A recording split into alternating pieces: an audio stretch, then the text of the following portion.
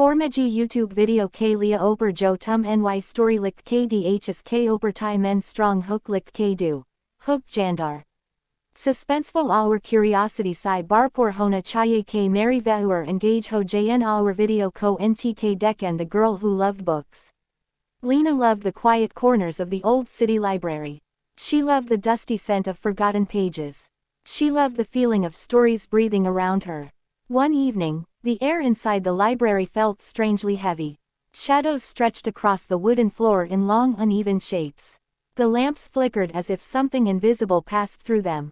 Lina felt a faint chill crawl across the back of her neck. She hugged a thick leather-bound book to her chest.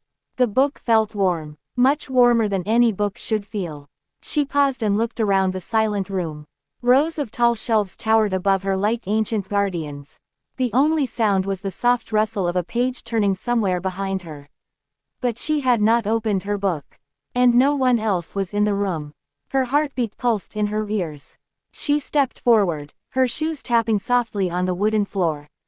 Another page turned, this time louder, sharper, as if something wanted her to hear it.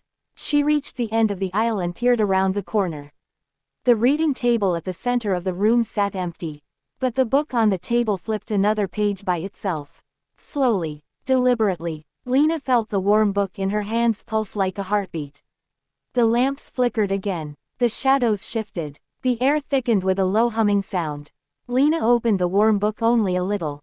Just enough to see a single line of glowing text forming across the page. A message that made her breath catch in her throat. A message that whispered directly into her mind. You should not be here tonight. Lina froze. The humming grew louder. The shadows lengthened toward her feet. The pages on the table began to flip faster and faster. And the warm book in her hands began to tremble with an energy that felt alive. The warm book in Lina's hands began to tremble with an energy that felt alive. The vibration traveled up her arms like a slow surge of electricity. Her fingers tightened around the leather cover. The glow on the page brightened until it painted her face in pale gold. Another line of text formed beneath the first. The letters crawled onto the page as if written by an unseen hand. You must listen carefully. Something has woken. Lina felt her knees weaken. She tasted metal at the back of her tongue, sharp and cold. The humming in the air deepened into a steady throb. A vibration that seemed to pulse in rhythm with the beating of the book.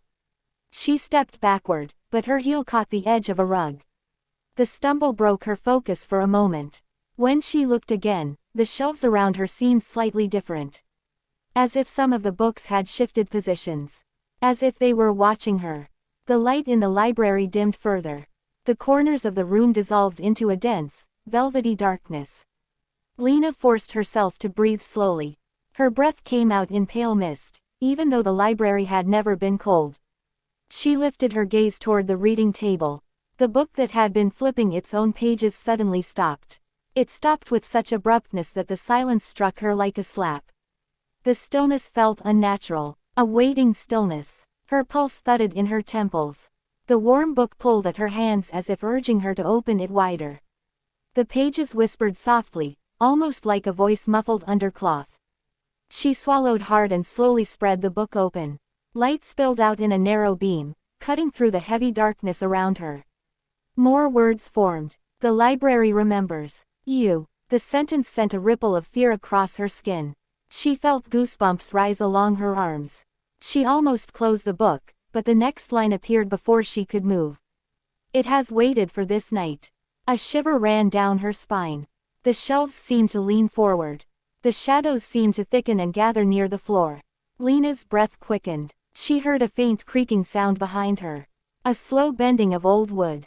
She turned her head just enough to see the tall door of the library inching closed. No wind moved. Nothing touched it. Yet it continued to shut itself with a steady, deliberate slowness. Her chest tightened. She stepped backward again, gripping the warm book like a shield.